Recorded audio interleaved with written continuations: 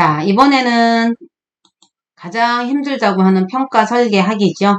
자, 이번에 교육부에서, 우리, 대구에서는 지금 선논술 또는 구수령까지 내년 하면 이제 평가를 실시하라고 이제, 했습니다.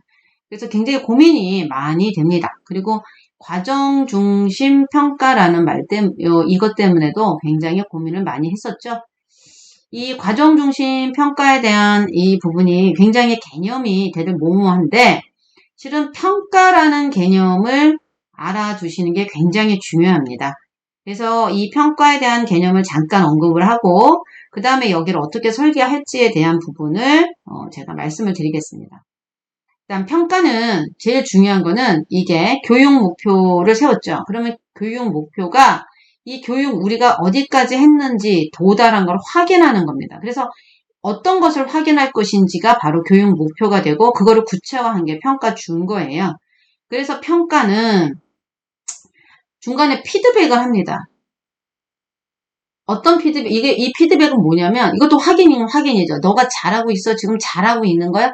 중간중간 하는 거죠. 우리가 마치 그 내비게이션을 들으면 내비게이션이 5km 정도 직진 구간입니다. 이렇게 안내를 하고는 이렇게 아무런 안내가 없다가 한 중간쯤 가면은 계속 직진 구간입니다. 라고 얘기를 합니다. 이렇게 해가지고 중간에 우리들이 잘 가고 있는가를 안내를 합니다. 그것처럼 아이가 요 구간에서 정말 잘하고 있는가, 약간 흔들릴 수 있는 구간에서 잘하고 있는가를 하는 구간을 피드백이라고 하고요. 또 피드백은 중간에서 하는 것과 끝나고 하는 것도 있어요. 그리고 이제 이 평가는 이제 마지막에 총괄평가라고 하는 걸 하는 거죠. 이 총괄평가는 바로 결과평가입니다. 정말 도달했는가. 이게 보통 그래서 성적과 관련이 있지요.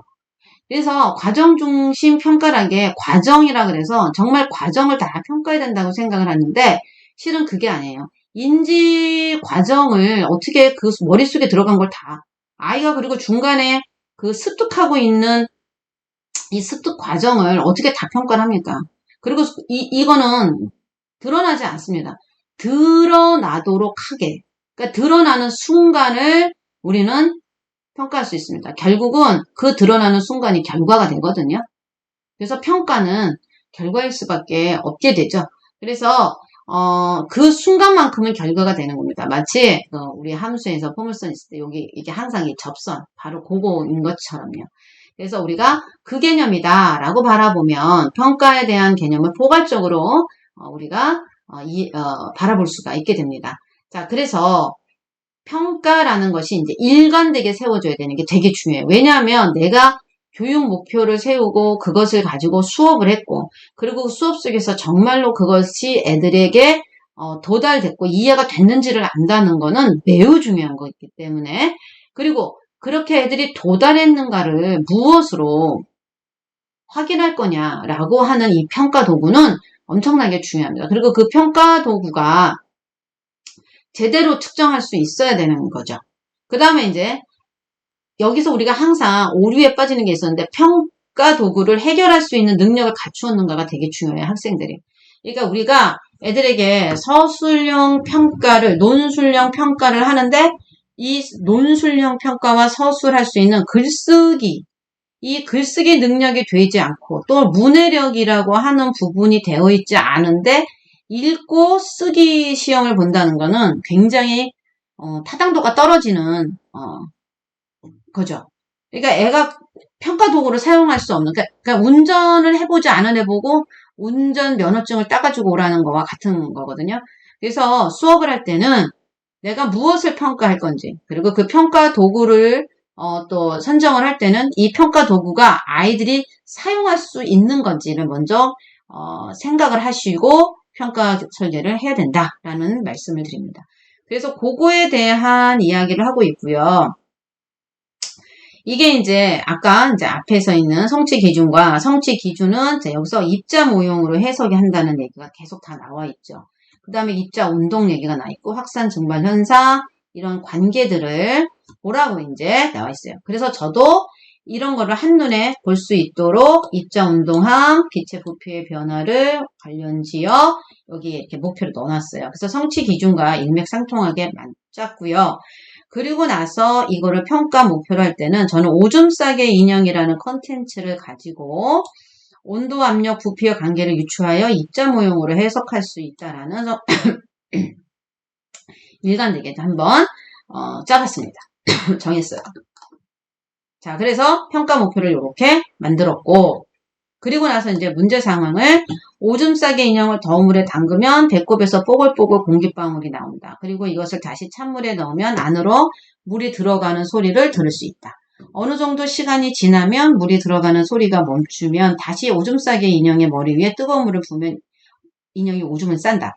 이러한 현상이 일어나는 과정으로 온도, 압력, 부피와 관계를 입자 모형의 개념으로 나타나려 보자라고 이제 아이들한테 이건 초안이에요. 그러니까 문제가 정확하지 않아도 된다. 그러니까 선생님이 메모하듯이 여기는 저는 그래서 메모하듯이 했습니다. 메모하듯이 이렇게 만들어 놓고 문항지를 대충 만들어 놓은 다음에 아이들하고 수업을 하면서 계속 수정을 해가요. 수업을 하면서 아이들의 수준을 알 수 있거든요. 그러면 문항을 아이들의 수준에 맞게 만들면 정말 재미있습니다.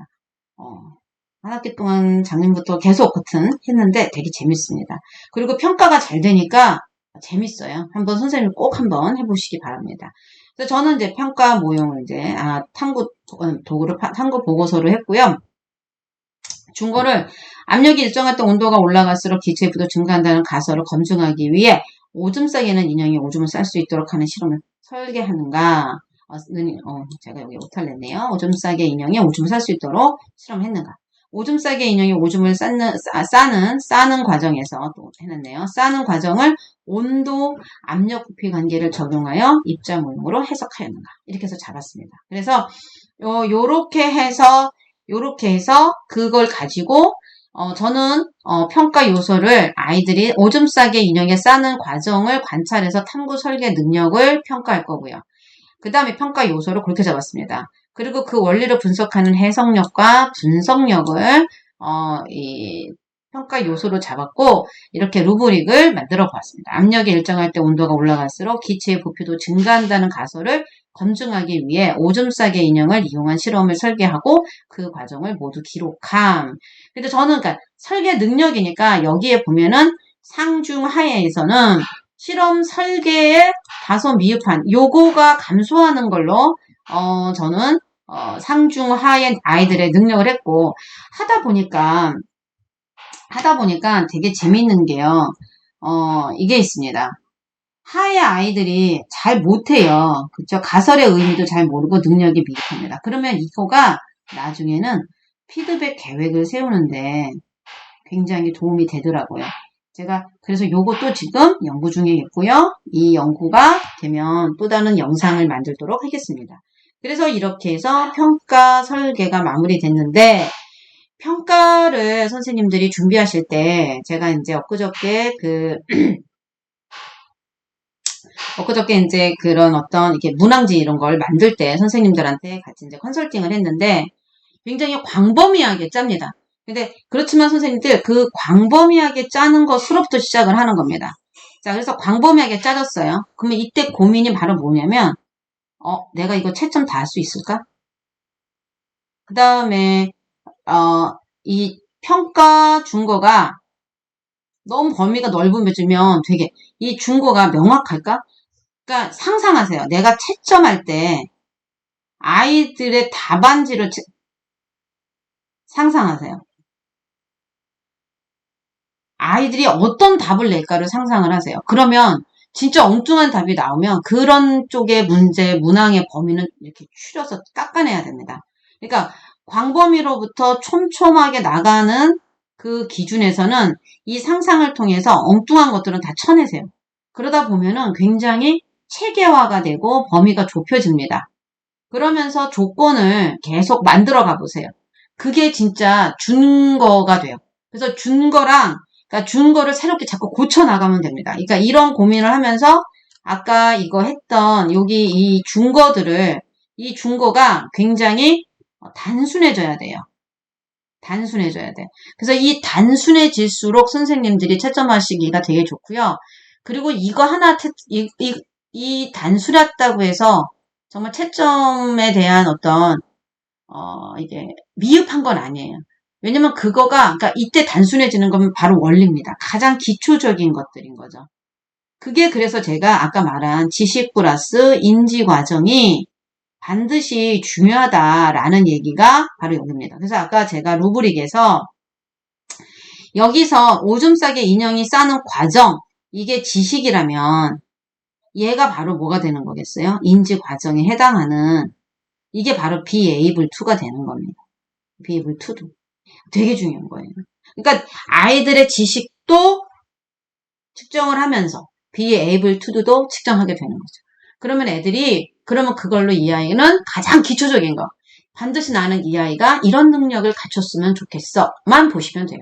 그럼 나머지는 아이들이 아까 행위 주체성이라고 하는 스튜던트 에이전시라고 하거든요. 나머지는 아이가 알아서 하는 겁니다. 그러니까 선생님이 모든 것을 깔아줄 수는 없어요. 단 선생님은 그 아이에게 주춧돌을 주는 것이다.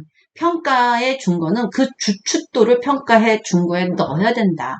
이게 바로 원리입니다. 이거를 가장 중요하게 생각을 하시면서 수업 설계를 하시기 바라겠습니다. 이상 평가 설계에 대한 강의 영상을 마치겠습니다.